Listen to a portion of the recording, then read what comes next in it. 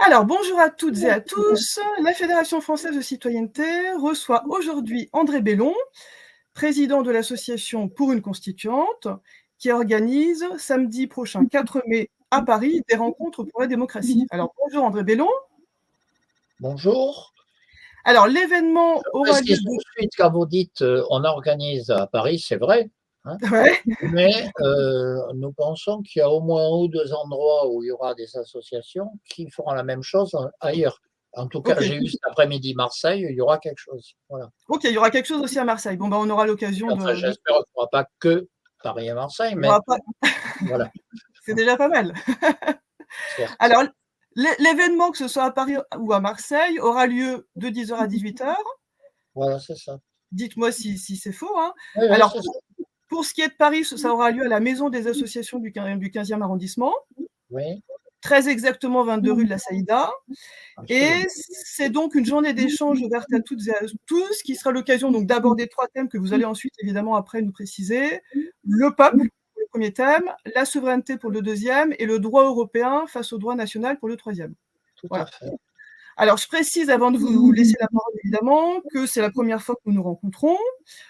Pour une constituante et la Fédération française de citoyenneté sont 2 associations parmi beaucoup d'autres, parce qu'on est beaucoup d'associations formelles et informelles aussi évidemment, à tenter quelque chose. Donc nos moyens divergent, nos solutions peuvent être très différentes, mais on va dire qu'on a à peu près tous le même objectif, c'est-à-dire rendre effective la souveraineté du peuple, hein. Je pense que vous avez beaucoup de choses à dire là-dessus. Voilà, donc votre association, la nôtre, n'est pas récente. Vous avez déjà beaucoup d'années d'existence à votre actif, hein. Et précisons aussi qu'avant de militer, on va dire, en dehors du système, vous avez côtoyé de près ce système, puisque vous avez été député de 1981 à 1993. Et je rajoute qu'au cours de votre dernier mandat, vous avez été président de la Commission des affaires étrangères de l'Assemblée nationale. Alors, Absolument. ma première question, c'est justement la suivante. Qu'est-ce qui fait qu'un homme comme vous, qui, on va dire, est passé par la, avec beaucoup de guillemets, évidemment, la moulinette politique, hein, éprouve le besoin donc, de créer une association qui milite donc, pour la création d'une constituante et donc pour la création d'une nouvelle constitution? Ben, écoutez, j'aurais une tendance, mais ça c'est ma nature, mon type de réplique, à dire comment se fait-il que ceux qui n'ont pas vécu ça se posent les questions? C'est peut-être parce qu'on l'a vécu que on se dit qu'il y a un problème. Voilà. Alors je ne dis pas que ceux qui l'ont vécu c'est bien ou mieux que ceux qui, peu importe. Oui, oui, oui, bien sûr. On a tous des expériences différentes. Mm, mm, Le problème est que qu'on soit passé par une expérience ou par une autre, on est tous arrivés à la même conclusion, on n'est plus en démocratie. Ou du moins, il y a une crise de la démocratie très, très profonde. Alors évidemment, tous ceux qui dirigent vous diront que pas du tout, pas du tout. La preuve, c'est que Macron a été élu, oui, d'accord. Ça dépend ce qu'on appelle être élu et ça dépend pourquoi on est élu. Voilà. Il me semble que petit à petit, hein, moi je ne dis pas que le système antérieur était parfait, hein, il faut pas. D'ailleurs, y a-t-il vraiment un système parfait? Ça sera un débat intéressant. Mais je ne dis pas qu'il était parfait, je dis simplement qu'il était moins abominable qu'aujourd'hui. Voilà. Et que plus ça va, pire c'est. mm.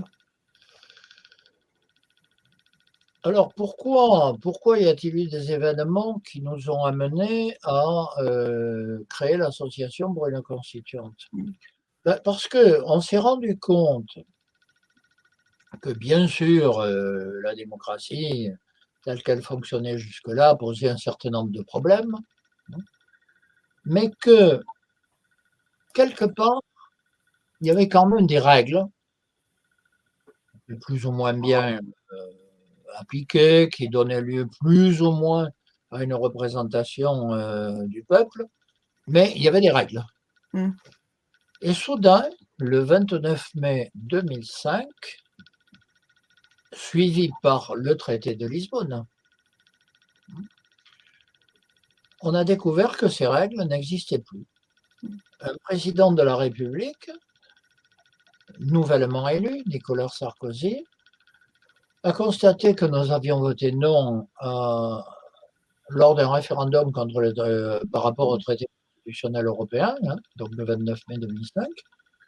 Et bon, sans le dire comme ça, mais je résume un peu rapidement. Oui, oui.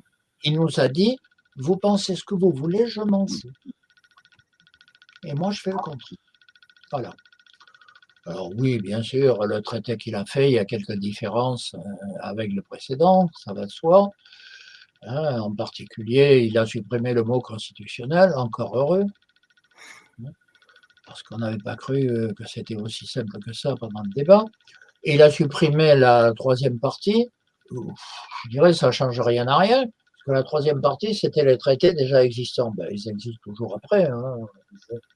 C'est simplement une manière de créer une harmonie. Donc là, clairement, il a dit, vous pensez ce que vous voulez, je m'en fous. Voilà. Je rajoute au passage que le deuxième parti, à savoir le Parti socialiste, dirigé par François Hollande, n'a rien dit contre et a aidé à ce que ça passe, ce déni de démocratie. Hein. Donc là, il y a une responsabilité fort bien partagée. Voilà. Et donc, on s'est rendu compte à ce moment-là, de façon nette, officielle, que les institutions permettaient de bafouer la volonté populaire. Encore une fois, non pas qu'elle était particulièrement respectée, qu'elle n'était jamais bafouée, non. Mais là, ça devient officiel. C'est quand même une différence extraordinaire. Ça veut dire que donc, les institutions sont en cause. C'est pour ça que si on doit remettre en cause les institutions, ben, historiquement, oui, si c'est fait sous des formes démocratiques, ça s'appelle une constituante. Alors pour la petite histoire, dans l'histoire de France, il y en a eu 6, bon, ben, ce sera la 7e, voilà, hein. C'est pas le drame épouvantable. Alors donc ça a été vraiment votre date fondatrice. Voilà, si je Oui, comprends bien, ça a été... c'est l'acte Ouais. de naissance. Oui. Alors, c'est d'autant plus frappant que, effectivement, alors, quand on regarde un petit peu à quel moment, en fait, enfin, comment on exerce un petit peu de citoyenneté, aujourd'hui, évidemment, ce qui fait l'alpha et l'oméga de la citoyenneté, c'est le vote. Sauf qu'en votant, ce qu'on fait, c'est qu'on élit. Enfin, je veux dire, à part élire, on ne fait rien d'autre. Et là, pour une fois, ils nous demandaient de voter autrement qu'en élisant. C'est-à-dire qu'effectivement, en répondant à une question, oui, non, à propos de ce projet de constitution européenne, enfin bon. Et c'est d'autant plus énorme, en fait, qu'effectivement, pour une fois qu'on va voter autrement que pour élire, on nous marche dessus après coup, quoi. Alors, bon, donc, La constitution actuelle, mmh, qui date donc la 5e, qui date de 1958, dit en son article 3, la souveraineté nationale appartient au peuple qui l'exerce soit par ses représentants, soit directement par référendum. Donc la question existe bien sûr. constitutionnellement. Mmh, Alors, je ne dis pas qu'il y a des référendums tous les jours, loin de là. mmh. Et une autre question, c'est qui décide qu'il y a un référendum. En fait, Oui, le oui, président de la République. Bon, bien. Il reste que là, oui, il y en a eu un. Chirac a voilà. jugé que la chose était tellement importante qu'elle ne pouvait pas ne pas passer par référendum. Mmh, mmh. Alors Chirac, d'après ce que j'ai cru comprendre, souhaitait que ce soit le oui. Ça l'a plutôt étonné que ce ne soit pas le cas. Mais il n'a pas remis en cause jusqu'à la fin de son mandat. Mmh. C'est son successeur qui a décidé qu'il s'asseyait dessus. Voilà. Oui, puis ratifié par les parlementaires. Enfin bon, donc c'est quand Voilà. même, Alors vous c'est me disiez énorme. souvent, et quand on est passé par la moulinette, j'adore le Ouais. mot, parce qu'en général, il sort plutôt des choses assez émiettées par la moulinette. Euh, je dirais d'abord parce qu'on connaît la règle du jeu. Mmh. Je suis frappé de voir que beaucoup de nos concitoyens qui sentent bien que la situation n'est pas bonne, que ça ne marche pas, mais ne connaissent pas toujours la règle du jeu. Donc c'est plutôt un avantage de l'avoir vécu. Alors Bien je ne sûr, dis ouais. pas qu'il n'y a pas d'autres avantages, hein, Mmh. mais disons que c'en est un. Bon. Mmh. Moi je l'ai vécu, bon au départ, Disons qu'on a cru d'abord à une personne, Mitterrand, et un programme qui était le sien. Bon, ça n'a pas duré très longtemps, hein, puisque le programme a disparu 2 ans ou 3 ans après. Là, on pourrait discuter, mais c'est peut-être pas l'objet de notre rencontre, Oui, hein, oui, bien sûr. sur les raisons pour lesquelles le programme a été changé. Je pense que c'est un peu plus compliqué que ce qu'on raconte en général, mais ça serait un peu long, mais ça peut donner lieu à un autre. Bien sûr. Ensuite, bon, j'ai vu un peu comment ça s'est passé. Un certain nombre de députés se sont coulés dans le moule sans problème. Et bon, certains sont d'une manière ou d'une autre encore audibles aujourd'hui dans d'autres cénacles. Un certain nombre n'ont pas été d'accord, en renaclé, même certains sont partis. Je remarque simplement que la presse n'a jamais parlé de cela. Bon. Alors moi, disons que partant d'une adhésion limitée, mais une adhésion quand même, je suis quand même petit à petit passé à, disons, une critique du système, à telle enseigne que en 93, je me suis présenté tout seul sous ma propre étiquette. Pour les auditeurs qui se poseraient la question, c'était à Manosque, ma circonscription. Ouais. Enfin, Manosque, c'est une des communes, il y en avait 100. Ouais. Mais c'est la plus grosse. C'est pour ça qu'en général, on dit Manosque, parce que c'est la commune la plus importante en nombre d'habitants. Donc, je me suis présenté tout seul. J'ai battu le PS, d'ailleurs. On a été battus tous les deux, mais ça, on le savait d'avance. Donc, la question, c'est plutôt comment on sort dans une vie, comment on sort de la scène, dit-on. Voilà. Bon, mais vous êtes sorti. Vous avez été élu président, au cas où vous auriez cette idée, de la Commission des affaires étrangères. Donc, je l'ai été élu contre la volonté de Mitterrand. Alors, ce serait long à expliquer. Oui, oui, non, mais c'est quand même intéressant. Et vous avez raison de dire que vous connaissez effectivement les rouages, on va dire, le jeu législatif. Forcément, et effectivement, vous ne trimballez pas, on va dire, avec vous le complexe d'infériorité que beaucoup de citoyens trimballent avec eux dès qu'on commence à parler de la fabrication de la loi. Parce que le problème, enfin, en tout cas, ce que je constate, c'est qu'il y a beaucoup de gens qui estiment que d'une certaine façon, ils ne sont pas capables, ou qu'ils ne seraient pas capables, ou qu'heureusement qu'il y a des gens pour faire le travail à leur place, parce que ça leur paraît très compliqué à faire, quoi. Faux qui court de ci de là, c'est certains qui s'en jugent totalement capables, contrairement à tout le monde, mais enfin, c'est pas très répandu. Non.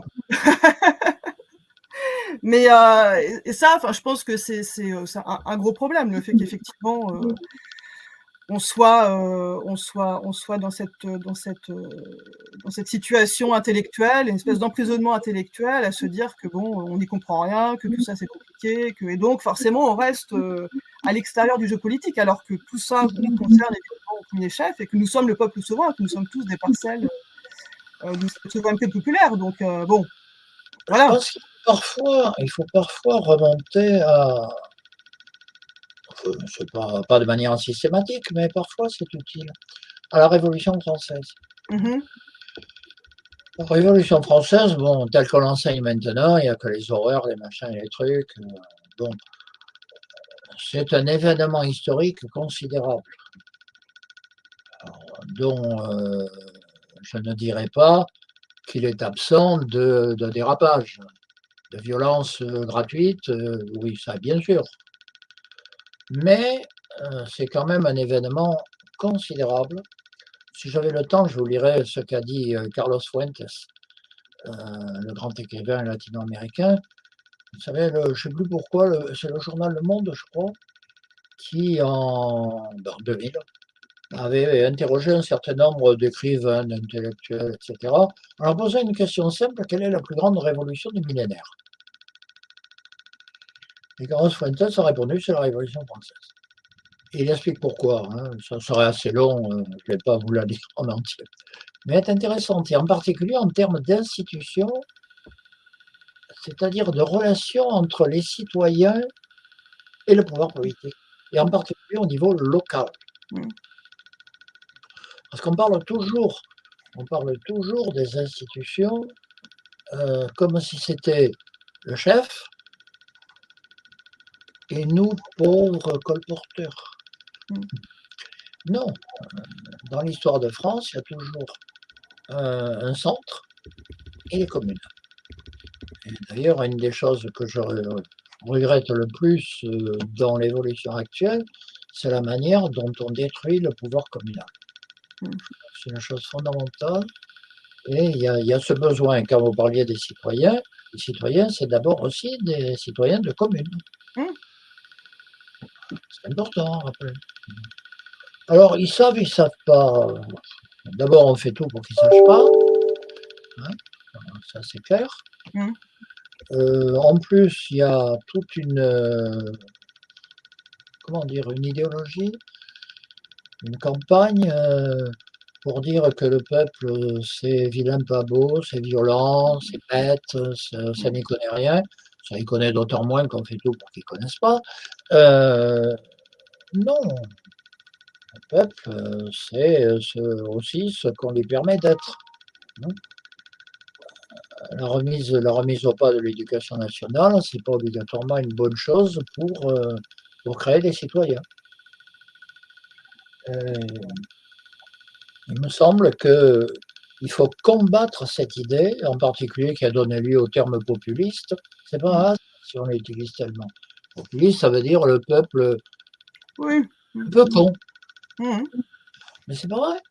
Moi, honnêtement, professionnellement, j'ai côtoyé pas mal de hauts cadres ou de hauts fonctionnaires. Il y a un pourcentage de cons qui approche à peu près la moyenne nationale. Hein. Ah ouais? Oui, ils ont des capacités techniques sur une technique particulière. Ça ne veut pas dire pour autant qu'ils maîtrisent tous les fonctionnements de la société. Oui. Bien sûr. Et puis on a tous des compétences. Oui, on a tous des compétences. Voilà, des compétences de citoyens. En tant que citoyen, nous avons des compétences. Citoyennes, d'abord, elles sont naturelles. Bien sûr, bien sûr. Et elles sont liées à nos expériences de vie. À l'expérience et aussi au fait qu'il existe un corps qu'on appelle la société. On est membre d'une société. Qu'il existe un corps politique qu'on appelle le peuple. On est membre du peuple. Et ça, on l'oublie très souvent. Moi, j'ai fait pas mal de conférences, en particulier sur le thème constituante. Et quand je parle du peuple, il y a toujours une ou deux personnes pour dire oh là là, etc. Alors en général, j'ai une réponse unique. Le peuple, vous savez que c'est vous. Oui. Le peuple, c'est pas les autres. Non, mais c'est vrai qu'on a parfois cette réponse qui dit oh attendez, vous avez vu en gros autour de nous ce qu'on a. C'est terrible de penser comme ça, c'est absolument. Déjà s'exclure de la communauté. Pourquoi qu'est-ce qui leur donne le droit de se sentir supérieur? Je sais pas. Bon, alors là-dessus, donc l'idée, c'est les citoyens, quelle que soit leur particularité physique, morale ou autre, sont d'abord des citoyens, donc des membres de la communauté politique qu'on appelle le peuple. Et si on critique ce mot peuple, à ce moment-là, il faut demander qu'on supprime l'article 3 de la Constitution. Ah oui, bien sûr. Il est quand même marqué comme ça. Alors sommes-nous, vu le peu de place qu'on nous laisse, on va dire ça comme ça, sommes-nous vraiment peuple? C'est ça le problème, c'est que est-ce qu'il ne faudrait pas qu'on fasse notre mue de masse inerte à peuple souverain? Parce que pour l'instant, parler de peuple souverain, c'est un petit peu difficile, parce que tout ce qu'on fait pour l'instant, c'est déléguer notre souveraineté. C'est ça le. Alors, ça, c'est une question. C'est ça le problème. J'ai publié un certain nombre de livres. Là, le dernier, c'était celui-ci. Là. Un petit peu plus haut. Ça marche à l'envers, vous voyez. C'est pas grave, Ah ouais, pour la souveraineté, encore un petit peu plus haut. Pour la souveraineté, du peuple peuple. Ah bah pour voilà. faire des constituants. Et le dernier chapitre pose une question qui, à mon avis, est la question fondamentale si on veut parler de démocratie. Y a-t-il encore un peuple français? Ce n'est pas une question simple. Non. Simplement, je pense que le seul acteur qui peut répondre à cette question, c'est le peuple français. Oui, tout à fait. Comment? Et quand on la lui pose, eh ben, il se passe ce qui se passe après le 29 mai. Alors, il s'est passé d'autres choses depuis quand même. Les Gilets jaunes, par exemple. Bien sûr. Bon. Je ne dis pas, je n'ai jamais dit d'ailleurs que les Gilets jaunes étaient le peuple. En revanche, ils ont fait réémerger l'image et l'idée peuple. Et ils ont posé un certain nombre de questions. Au lieu de les écouter, ce qui aurait été en démocratie, la moindre des choses, on a envoyé la police. Ce qui est très intéressant avec les Gilets jaunes, c'est qu'ils ont investi physiquement l'espace public. C'est-à-dire que les ronds-points ont été des lieux de délibération. D'ailleurs, c'est très intéressant parce qu'un rond-point, c'est rond. D'ailleurs. Voilà, et c'est pour la circulation de la parole, une forme ronde, c'est absolument parfait. Parce que finalement, quand on tourne et là j'aimerais bien aussi avoir un petit peu votre avis, mais quand on tourne notre tête, vous parliez des communes. Bon, on est chacun dans notre commune, petite ou grande, peu importe. Quand on tourne notre tête, où est le lieu physique de délibération citoyenne? Il n'y en a pas. On a un local de foot pour les gens qui font du foot, un local généralement pour les anciens, etc. Mais enfin, un lieu physique qui matérialiserait l'exercice de notre citoyenneté, évidemment une citoyenneté active, hein, parce que pour l'instant, on peut dire qu'on est très passif. Et ce qui a été intéressant avec les Gilets jaunes, c'est qu'ils ont créé un lieu, pas dans toutes les localités, mais quand même pas loin, parce qu'ils ont été extrêmement nombreux partout. Il y avait un lieu de délibération citoyenne. Bien sûr. Et vous parliez de la Révolution, ça rejoignait les assemblées populaires au moment de la Révolution, des gens qui se rassemblaient pour discuter, quoi. Écoutez, si on regarde les grands mouvements historiques, c'est effectivement la recréation du contact citoyen.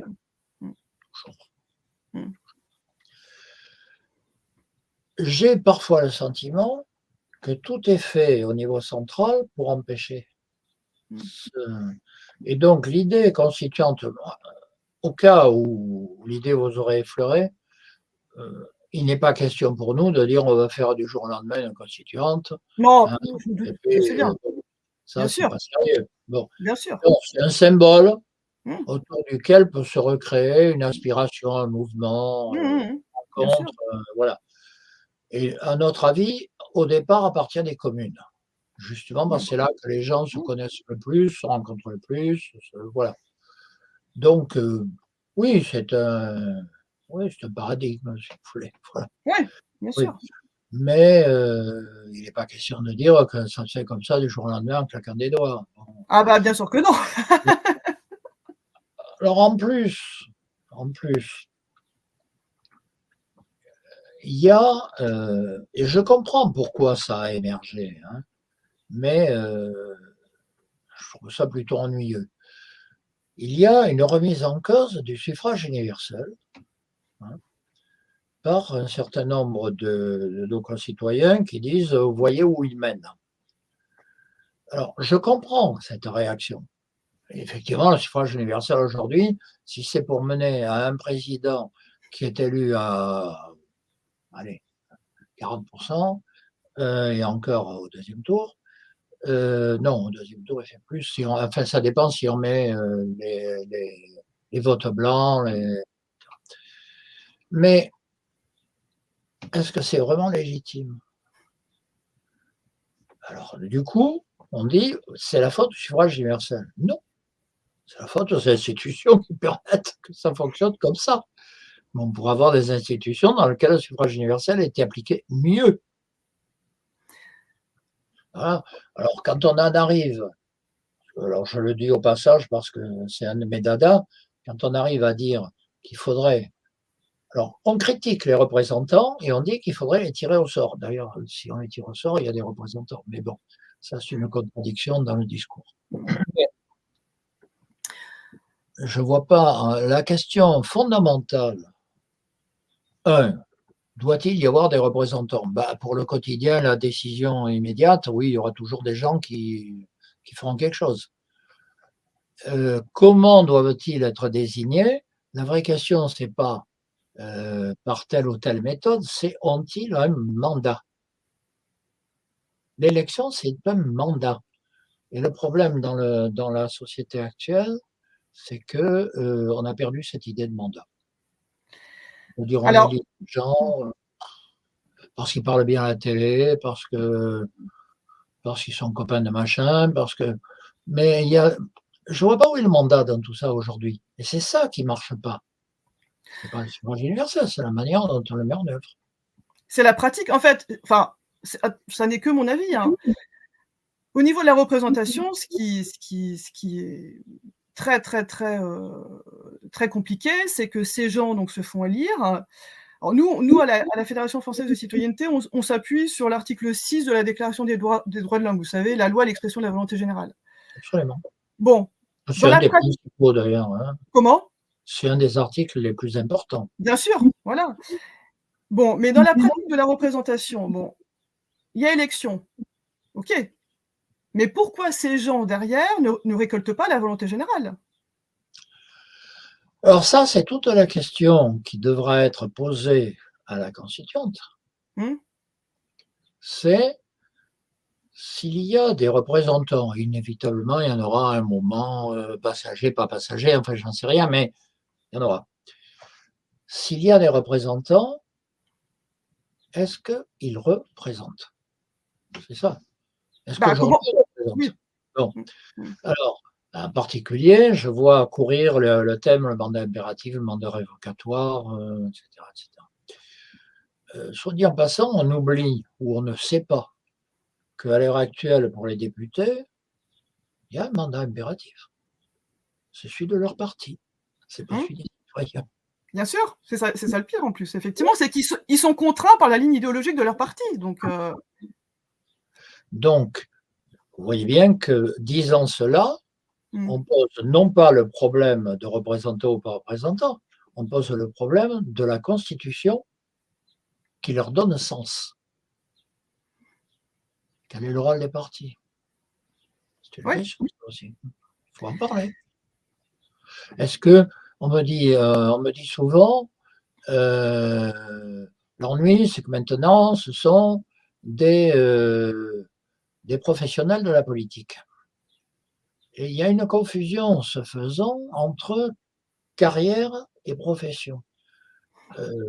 Des carrières politiques, depuis que la République existe, il y en a, hein. Bon, Jaurès a fait une carrière politique. Clémenceau a fait une carrière politique. Mais ce n'était pas leur profession. Clémenceau était médecin. mmh, Hein. Jaurès était prof de mmh, philo. Donc, il n'était pas dépendant du parti, y compris financièrement. mmh. À partir du moment où vous avez des gens dont c'est la profession qui n'ont jamais fait que ça, comment voulez-vous qu'ils s'opposent à leur parti puisque leur vie en dépend? Bien sûr, bien sûr. Mais C'est la vraie question, ça. ouais, ouais. Mais c'est pour ça qu'on peut vraiment se poser cette question, bon, de la représentation, puisque déjà ils sont élus par une partie des gens, évidemment, hein. À côté de ça, effectivement, ils sont contraints par la ligne idéologique de leur parti. On sait qu'en plus Oui. ils sont soumis tout un tas de lobbies. Donc qu'est-ce qui reste de nous, au bout du compte? Et en plus, ils ne récoltent pas la volonté générale. Ils pourraient. Qu'est-ce qui les empêche? Moi, j'aimerais savoir ce qui les empêche de récolter la volonté générale. Aujourd'hui, on est en 2024. On a des moyens à plus savoir qu'en faire, hein. Il y a, vous la connaissez, la Constitution de 1793 qui proposait, alors évidemment, ça n'a jamais été mis en place, mais qui proposait, hein, qu'à chaque fois qu'un projet Ça de a été proposition un de loi, peu appliqué, mais enfin voilà. Mais pas enfin, totalement. en tout cas, ce qui était prévu, c'est qu'à chaque fois qu'un projet de loi était déposé, c'était envoyé dans toutes les communes de France et les gens se rassemblaient pour lire le texte. Et s'il y avait un certain nombre de personnes qui disaient: «Bah non, ça j'en veux pas, ça j'en veux pas, ça j'en veux pas», il y avait le corps législatif dans son entier qui était rassemblé, aussi bien les représentants que les représentés. Oh, ça, on n'est même pas capable de le faire en 2024. Moi, c'est ça qui me sidère, hein. Et au bout du compte, alors je finis parce que ça, je suis toujours dans ces cas-là un peu en colère, mais au bout du compte, vous avez un président de la République qui vous dit, il l'a fait pour le projet de loi retraite, qu'il assume de promulguer une loi impopulaire. Mais comment une loi peut-elle être impopulaire alors que la loi est l'expression de la volonté générale? Alors Macron, moi je dirais, c'est certains diraient la caricature, ça ne serait pas faux d'ailleurs, hein. Mais c'est le produit achevé de la dérive, que nous vivons depuis des années. Mmh. Elle n'était pas aussi claire, aussi nette, mais là, les 2 événements qui viennent de s'écouler, hein, la loi retraite, c'est quand Mmh. même caractéristique. Bon, Mmh. parce que les citoyens, de toute évidence, majoritairement étaient contre. Bien sûr. Alors, je ne dis pas que parce qu'ils sont contre, compte tenu de toutes les contraintes, ils ont raison. Je dis simplement qu'on ne peut pas ne pas tenir compte du fait qu'ils sont contre. Ah bah, c'est le peuple souverain. Voilà, voilà. Donc, Bah, la moindre des choses était qu'on traduise ce dialogue, ces contradictions, avec, disons, entre le pouvoir et les citoyens dans un débat démocratique. bah, bien sûr. Mmh. Bon, bon Macron, il fait tout le temps des débats, sauf que c'est des débats qu'il organise lui-même, c'est un peu des débats Potemkin, hein, bon, Oui. Mmh. bon, ça l'arrange. On en est arrivé au point, et ça c'est nouveau. C'est pour ça que je dis on a franchi une étape quand même, où non seulement on a bafoué la volonté des citoyens, ça c'est une évidence, Mmh. on a bafoué le Parlement. Mmh. Ça c'est nouveau. Mmh. C'est-à-dire qu'à telle enseigne que le président du groupe Elliott, la Panchère, a dit Mmh. au point où on en est, on pourrait supprimer le Parlement. Ben oui, puisqu'il ne sert à rien. Donc, Ouais, mais ouais. c'est une vraie question, ça. Alors ensuite, il y a eu, alors encore, j'allais dire encore plus marrant, c'est pas le mot adapté, hein, mais encore plus étonnant, la loi immigration. Mmh. À la surprise générale, l'Assemblée nationale vote une motion de rejet. Elle est refusée. Donc, si le Sénat avait voté lui aussi le rejet, c'était réglé, il n'y en avait pas. Le Sénat croit intelligent de dire, mais il nous faut des trucs en plus, elle ne nous plaît pas, mais si on met des trucs en plus, il faut voir. Et par les navettes et tout, ils arrivent à rajouter des trucs. Et puis ça passe au Conseil constitutionnel qui supprime tous les trucs, et on revient au texte initial qui avait été refusé par l'Assemblée. Mmh. C'est extraordinaire ce processus. Alors, appeler ça de la démocratie, j'espère qu'on peut dire ça sans rire, mais ça doit être difficile, hein. Très difficile. Bon. Ah, non, non, mais enfin, c'est une Non, mais supercherie. Enfin. on voit bien qu'on est devant cette crise. Mmh. La question aujourd'hui, c'est on la résout comment? Oui. Bon. Rajoutons à ça quand même qu'il y a la prégnance de l'Union européenne, Mmh. avec le fait que le droit européen prime sur le droit national, avec l'acceptation de tous nos corps constitués, hein, puisque c'est le Conseil d'État qui a trouvé que c'était une bonne idée, hein, ce qui n'est pas le cas en Allemagne, par exemple, hein, où l'Allemagne a dit il y a toujours la volonté populaire du peuple allemand. Mmh. Oh, je ne sais pas que par ailleurs ils sont parfaits, hein, ça c'est une autre question. Mais sur ce terrain-là, la Cour de Karlsruhe n'est pas sur la même position. Alors, au total, il reste quoi la démocratie? À part de choisir les plantes dans les rues principales, hein, on voit pas très bien. Donc Non, la loi n'est plus du tout l'expression de la non, volonté générale. Oui, elle est un machin pas qui du tout. émane de façon assez inattendue, à coup de 49.3, d'aide du Conseil constitutionnel Oui, mais et de ce qui est du président. ouais. Mais ce qui est étonnant, c'est que ça dure aussi longtemps parce que, vous voyez, vous parliez tout à l'heure de 2005, ensuite du traité de Lisbonne, bon. Mais pourquoi ça n'a jamais été remis sur la table? C'est ça qui est étonnant parce que D'abord, ça a été mis sur la table puisqu'on en parle. oui, Mais bon, enfin, je veux dire, ça n'a pas été remis sur la table de façon sérieuse à aucun moment. Pas gentil. Mais Comment? c'est pas Non, gentil. mais de façon sérieuse, je veux dire, bon, les parlementaires, pourquoi ils remettent pas Les la chose sur la table? parlementaires, les parlementaires, ils sont dans cette contradiction. D'abord, je pense, encore une fois, je ne dis pas que c'était parfait, hein, faut pas, c'est loin d'être parfait. Je dis simplement qu'il y a eu des moments où les parlementaires ont renâclé et ont fait reculer sur un certain nombre de choses. Aujourd'hui, ce n'est plus possible. Voilà. C'est-à-dire que le Parlement, il est là, oui, comme le pot de fleurs, quoi, ça fait bien. Oh, mais alors, ah, il y a le téléphone qui sonne. Attendez, excusez-moi, j'aurais dû arrêter le téléphone.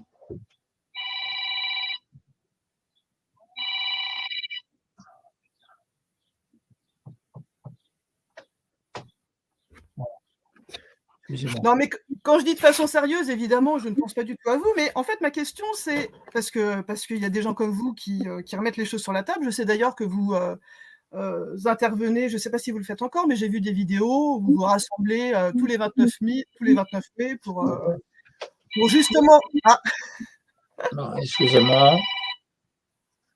Là, je peux pas, hein, je rappelle. pour justement rappeler à qui veut bien l'entendre que, bah oui, qu'il y a un énorme problème, que nous avons dit non et que malgré ça, les choses ont été faites. Mais bon, on parlait tout à l'heure de la réforme des retraites. Bah oui, effectivement, il pourrait se passer le Parlement, mais enfin, pourquoi les parlementaires ne se tournent pas d'une certaine façon, vous allez peut-être me trouver naïve, mais enfin, pourquoi ils ne se tournent pas vers le souverain? Le seul souverain qui existe, c'est le peuple. Pourquoi ils se tournent pas vers les citoyens en leur disant: «Là, on a un énorme problème. Vous êtes le peuple souverain, nous sommes vos représentants, nous sommes censés être une interface entre la loi et vous et là, en fait, on a beau faire, on peut rien faire». Vous voyez, pourquoi il n'y a pas d'une certaine façon un appel qui est lancé aux citoyens pour qu'il se passe quelque chose? Parce que là, effectivement, vous dites: «Bah oui, il se transforme en plante», mais enfin d'accord, mais en attendant, le souverain, c'est nous. Donc en attendant, le texte qui a été voté, effectivement, qui a été, voté parce qu'ils ont utilisé tout un tas d'articles et compagnie, il est quand même passé et cette loi, elle nous impacte au quotidien alors que nous avons dit non. C'est ça que Il j'ai n'y a du pas, mal à comprendre, c'est qu'il y a pas de il y a ça c'est au pas des lois, ça continue quoi, mais ça peut continuer comme ça pendant combien de temps? C'est ça la il y a question. ça, c'est celui qui connaît la réponse. Ah oui? On est dans ce qu'on appelle une crise politique. Mmh. Le problème, c'est que, un, tout ce qui compte dans la parole, au niveau des médias, au niveau de je sais pas trop quoi, a décidé que c'était pas le cas. Mmh. Que donc, quand on dit ça, on est des vilains, Ah oui. Mmh. on est des gens qui veulent tout casser. Bon. Et puis il y a l'ineffable Raffarin qui vient pour dire c'est pas la rue qui gouverne. On lui a pas posé cette question que je sache. Donc il y a un scénario bien réglé quoi pour Mmh. monter en touche dès que cette question existe. La deuxième question, c'est est-ce que les citoyens, c'est ça qu'on essaie de faire, comme vous d'ailleurs, hein, ont conscience que c'est de eux que veut partir la réponse. Alors je pense qu'il y en a beaucoup qui en ont conscience. Il y a eu autant d'associations, nous on a comptabilisé, mais on sait qu'il y en a beaucoup plus, hein. Oui, il y en a beaucoup. Mmh. C'est 50 ou 60, mais bon, Mmh. c'est loin d'être le compte, hein. Bon, Mmh. heu, la question c'est chacune de ces associations et c'est normal, dans l'histoire, ça a toujours été comme ça, hein, a son truc, son programme, ses chefs, ou pas d'ailleurs, il y en a pas obligatoirement, hein, et pense que, il faut se rassembler derrière son panache blanc, quoi. Bon, pas toutes, hein, mais un certain Mmh. nombre. Mmh. Oui, oui, Bon, bien sûr, ouais. bon, Mmh. posé comme ça peut pas marcher, Ah bah non, ça on est bien d'accord. peut pas marcher. On est bien d'accord. Pour que ça marche, il faut qu'on arrive et c'est ce que nous essayons de faire, mais comme d'autres, comme vous sans doute, bon, qu'on arrive à dégager quel est l'essentiel. Quelle est la question principale? Heu, pour moi, la question principale, c'est la souveraineté et la souveraineté, en république, c'est la souveraineté du peuple. Voilà. Alors, ça ne veut pas dire que toutes les autres questions sont annexes, pas du tout. Simplement, il faut qu'on arrive à référer à ça. Et donc, c'est pour ça qu'on a choisi, alors venons-en aux 4 mai, Oui, bien sûr, venons-en. ces 3 thèmes. Mmh. Le peuple, ben pourquoi? Parce que, quelque part, il y a encore, même si ce n'est pas dit, Mmh.